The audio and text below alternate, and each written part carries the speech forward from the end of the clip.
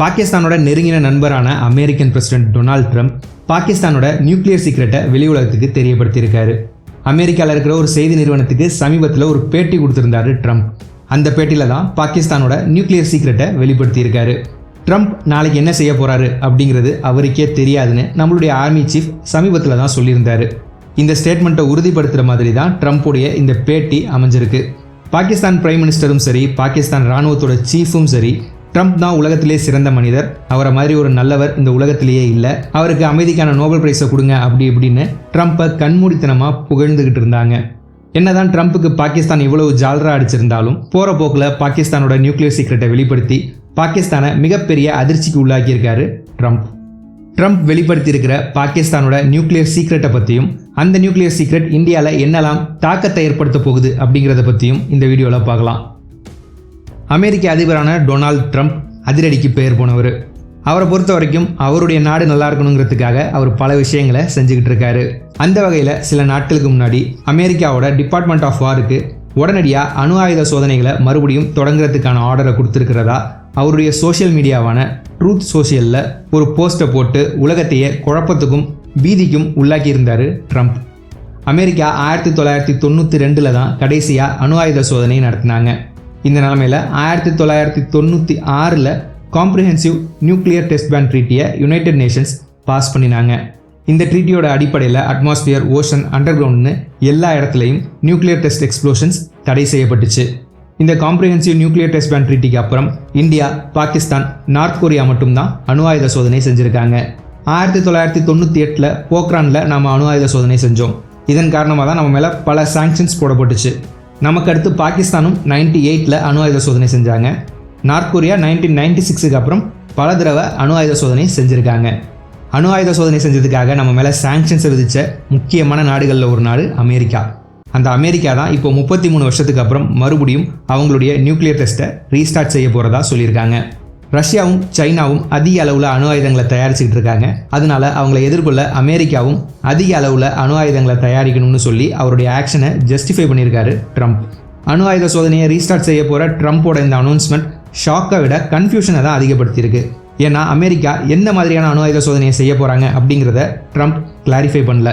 America nuclear delivery systems, அதாவது அணு ஆயுதங்களை சுமந்துக்கிட்டு போகிற ஏவுகணை மாதிரியான அமைப்புகளை சோதிக்க போகிறாங்களா, இல்லை ஆக்சுவலான அணு ஆயுதங்களையே சோதிக்க போகிறாங்களா அப்படிங்கிறது தெளிவாக தெரியல. ட்ரம்ப்போட இந்த அறிவிப்பால் மறுபடியும் நியூக்ளியர் ஆர்ம்ஸ் ரேஸ், அதாவது அணு ஆயுத போட்டி ஆரம்பிச்சிருமோன்னு பல டிஃபென்ஸ் அனலிஸ்ட் அவங்களுடைய பயத்தை வெளிப்படுத்தியிருக்காங்க. இந்த நிலைமையில் அவங்க நாட்டோட நியூஸ் சேனலுக்கு ஒரு பேட்டி கொடுத்துருக்காரு ட்ரம்ப். அந்த பேட்டியில் அமெரிக்காவோட அணு ஆயுத திறனை பற்றி ரொம்ப பெருமையாக பேசியிருக்காரு. அமெரிக்கா கிட்ட தான் உலகத்திலேயே அதிக அளவில் அணு ஆயுதங்கள் இருக்குன்னு சொல்லியிருக்காரு ட்ரம்ப். அமெரிக்காவுக்கு அடுத்தபடியாக ரஷ்யா கிட்டையும், அதுக்கு அடுத்தபடியாக சைனா கிட்டையும் அதிக அளவில் அணு ஆயுதங்கள் இருக்கிறதா சொல்லியிருக்காரு ட்ரம்ப். ரஷ்யாவும் சைனாவும் தொடர்ந்து அணு ஆயுத சோதனைகளை செய்கிறதாகவும் அடுத்த 5 வருஷத்தில் சைனா அமெரிக்காவுக்கு இணையான அளவுக்கு அணு ஆயுதங்களை வச்சிருப்பாங்கன்னு அந்த பேட்டியில் சொல்லியிருந்தாரு ட்ரம்ப். அந்த பேட்டி எடுக்கிற நிருபர் நார்த் கொரியா நியூக்ளியர் டெஸ்ட் பண்ணுறது தெரியும், ஆனால் ரஷ்யாவும் சைனாவும் அணு ஆயுத சோதனை செய்கிறாங்கிறது எங்கேயும் ரிப்போர்ட் ஆகலையேன்னு ஆச்சரியத்தோட கேட்டாங்க. இந்த கேள்விக்கு பதில் கொடுக்கும்போது தான் சம்மந்தமே இல்லாமல் பாகிஸ்தானை கோத்து விட்டாரு ட்ரம்ப். ட்ரம்ப் கொடுத்த பேட்டியோட ஒரு சின்ன கிளிப்பை இப்போ பாருங்க. Russia's testing and China's testing, but they don't talk about it. You know, we're a open society. We're different. We talk about it. We have to talk about it because otherwise you people are going to report. They don't have reporters that are going to be writing about it. We do. No, we're going to test because they test and others test. And certainly North Korea's been testing. Pakistan's been testing. ரஷ்யாவும் அணு ஆயுதங்களை சோதிக்கிறாங்க, சைனாவும் அணு ஆயுதங்களை சோதிக்கிறாங்க. ஆனால் அவங்க அதை பற்றி பேசுறதில்ல. ஆனால் அமெரிக்கா ஒரு ஓப்பன் சொசைட்டி. நாம் அதை பற்றி பேசுவோம். நாம் பேசலைனாலும் நம்மளுடைய ரிப்போர்ட்டர்ஸ் நாம் அணு ஆயுத சோதனையை நடத்தினா அதை பற்றி ரிப்போர்ட் பண்ணிடுவாங்க. ஆனால் ரஷ்யாலேயோ சைனாலேயோ அங்கே நடக்கிற அணு ஆயுத சோதனைகளை பற்றி எழுதுகிற ரிப்போர்ட்டர்ஸ் யாரும் இல்லைன்னு சொல்லியிருக்காரு ட்ரம்ப். நாம் ஷோராக அணு ஆயுத சோதனை நடத்த போகிறோம். ஏன்னா ரஷ்யாவும் சைனாவும் அணு ஆயுத சோதனைகளை நடத்துகிறாங்க. இந்த 2 நாடுகள் மட்டும் இல்லை, மற்ற நாடுகளும் அணு ஆயுத சோதனைகளை நடத்துகிறாங்க. நார்த் கொரியா அணு ஆயுத சோதனை நடத்துறது எல்லாருக்கும் தெரியும். அதே மாதிரி பாகிஸ்தானும் அணு ஆயுத சோதனைகளை நடத்துகிறாங்கன்னு சொல்லி பாகிஸ்தானை எக்ஸ்போஸ் பண்ணியிருக்காரு ட்ரம்ப். இந்த விஷயத்தில் ட்ரம்ப் சொல்கிறது ரொம்பவே லாஜிக்கலாக இருக்குது. அமெரிக்காலேயோ இந்தியாலேயோ அரசாங்கம் ரகசியமாக அணு ஆயுத சோதனையை நடத்தினா உடனே இல்லைனாலும் சில நாட்களில் அந்த விஷயம் ஊடகங்கள் மூலமாக வெளி உலகத்துக்கு தெரிய வந்துடும். ஆனால் Russia, China, Pakistan, north Korea இந்த எந்த நாட்டிலையுமே பத்திரிகை சுதந்திரம் இல்லை. இந்த நாடுகளுடைய அரசாங்கங்கள் எந்த நியூஸ் வெளியில் வரணும்னு நினைக்கிறாங்களோ அந்த நியூஸ் மட்டும்தான் வெளியில் வரும். அதனால அமெரிக்கன் பிரசிடென்ட் ட்ரம்ப் சொன்ன இந்த ஸ்டேட்மெண்ட் உண்மையாக இருக்க அதிக வாய்ப்பு இருக்குது. இது மட்டும் இல்லாமல் இந்த நியூஸை சொல்கிறது அமெரிக்காவோட சிட்டிங் பிரசிடென்ட். அதனால இந்த நாடுகள் எல்லாம் அணு ஆயுத சோதனைகளை செஞ்சிருக்கிறதுக்கான வாய்ப்புகள் அதிகமாக இருக்குது. இந்தியா 1998க்கு அப்புறம் எந்த அணு ஆயுத சோதனையையும் செய்யலை. ட்ரம்ப் சொல்கிறத வச்சு பார்க்கும்போது பாகிஸ்தான் ரகசியமாக தொடர்ந்து பல அணு ஆயுத சோதனைகளை செஞ்சுருக்காங்க. இவ்வளவு நாளாக நாம் ரொம்ப கட்டுப்பாட்டோடு இருந்துட்டோம்.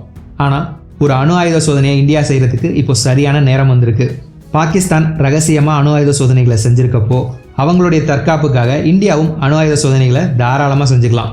யாராவது ஏன் அணு ஆயுத சோதனை செஞ்சீங்க அப்படின்னு நம்மக்கிட்ட கேட்டால், நியூக்ளியர் டெஸ்ட்டை நாங்கள் ரீஸ்டார்ட் பண்ணல, பாகிஸ்தான் தான் ரீஸ்டார்ட் பண்ணாங்க, எங்களை தற்காத்துக்கிறதுக்காக நாங்களும் இப்போ நியூக்ளியர் டெஸ்ட்டை ரீஸ்டார்ட் பண்ணியிருக்கோம் அப்படிங்கிற லாஜிக்கலான பதிலை இந்தியா கொடுக்க முடியும். இது மட்டும் இல்லாமல் அமெரிக்காவும் ஒரு சில நாட்களில் அணு ஆயுத சோதனை செய்ய போகிறாங்க. உலக நியாயம் பேசுகிற அமெரிக்கா அணு ஆயுத சோதனை செய்கிற அதே நேரத்தில் நாமளும் ஒரு அணு ஆயுத சோதனையை செஞ்சோம்னா அமெரிக்காவால் நம்மக்கிட்ட வந்து ரூல்ஸ் பேசிக்கிட்டு இருக்க முடியாது. இந்த சூழ்நிலையை பயன்படுத்தி இந்தியா ஒரு அணு ஆயுத சோதனையை செய்வாங்களா அப்படிங்கிறத நாம் பொறுத்திருந்து தான் பார்க்கணும். பாகிஸ்தானுடைய ரகசிய அணு ஆயுத சோதனையை பற்றி ட்ரம்ப் பண்ணின எக்ஸ்போஸுக்கு நான் இந்த வீடியோவை எடிட் பண்ணிகிட்டு இருக்கிற இந்த டைம் வரைக்கும் இந்தியா கிட்டேருந்து எந்த ரெஸ்பான்ஸும் வரல. இந்த விஷயத்தை பற்றி பாகிஸ்தான் என்ன சொல்லியிருக்காங்கன்னு பார்த்தோம்னா, திருடனுக்கு தேல் கொட்டின மாதிரி பாகிஸ்தான் அமைதியாக இருக்காங்க. ட்ரம்ப்பை பேட்டி எடுத்த CVS நிறுவனம் இப்போ ஒரு செய்தியை வெளியிட்டிருக்காங்க. அதில் பாகிஸ்தான் அணு ஆயுத சோதனையை ரெஸ்யூம் பண்ணலைன்னு ஒரு பாகிஸ்தான் அதிகாரி சொல்லியிருக்கிறதா ரிப்போர்ட் பண்ணியிருக்காங்க. அந்த நியூஸ் ஆர்டிக்கலில் நாங்கள் முதல்ல அணு ஆயுதங்களை சோதிக்கலை, அதே மாதிரி நாங்கள் அணு ஆயுத சோதனைகளை முதல்ல ரெஸ்யூம் பண்ண மாட்டோம்னு அந்த பாகிஸ்தான் அதிகாரி சொல்லியிருக்காரு. சிம்பிளாக சொல்லணும்னா இந்தியா அணு ஆயுத சோதனையை ரெஸ்யூம் பண்ணாதான் பாகிஸ்தானும் அணு ஆயுத சோதனையை ரெஸ்யூம் பண்ணுவாங்கன்னு அந்த அதிகாரி சொல்லியிருக்காரு. ஆனால் அந்த பாகிஸ்தான் அதிகாரி யார், அவர் பேர் என்ன, அவர் என்ன பதவியில் இருக்காருன்னு எந்த டீட்டெயில்ஸும் அந்த நியூஸ் ஆர்டிக்கலில் ரிப்போர்ட் செய்யப்படலை. பொதுவாக அணு ஆயுத சோதனைகளை கண்டுபிடிக்க பல அமைப்புகள் இருக்குது. ஆனால் இந்த அமைப்புகளுக்கு தெரியாமல் இருக்கிறதுக்காக அதிக ஆழத்தில் அணு ஆயுத சோதனைகள் நடத்தப்படுறதா சொல்லப்படுது. சில எக்ஸ்பர்ட்ஸுடைய கருத்துப்படி அதிக ஆழத்தில் அணு ஆயுத சோதனை செய்யும்போது வெறும் அதிர்வுகள் மட்டும்தான் வெளியில் வரும்னு சொல்கிறாங்க. இப்போ நடந்து முடிஞ்ச இந்தியா பாகிஸ்தான் மோதலுக்கு அப்புறம் பாகிஸ்தான் ஆப்கானிஸ்தான் பார்டரில் நிறைய நில அதிர்வுகள் ஏற்பட்டிருக்கு. அது எல்லாம் வெறும் நில அதிர்வுகள் தான் எல்லாரும் இப்போ வரைக்கும் நம்பிக்கிட்டு இருக்கோம். ஆனால் இப்போது ட்ரம்ப் எக்ஸ்போஸ் பண்ணதுக்கு அப்புறம் இது எல்லாம் வெறும் நில அதிர்வுகள் தானா, இல்லை பாகிஸ்தான் நடத்தின சீக்ரெட் நியூக்ளியர் டெஸ்ட்டோட எஃபெக்ட்ஸா அப்படிங்கிற கேள்வி எழுந்திருக்கு. ட்ரம்ப்போட இந்த இன்டர்வியூவை பலர் சீரியஸாக அனலைஸ் பண்ணிகிட்டு இருக்கும்போது ட்ரம்ப் சும்மா உளறிட்டு இருக்காரு, அதையெல்லாம் சீரியஸாக எடுத்துக்க வேணான்னு சிலர் சொல்கிறாங்க.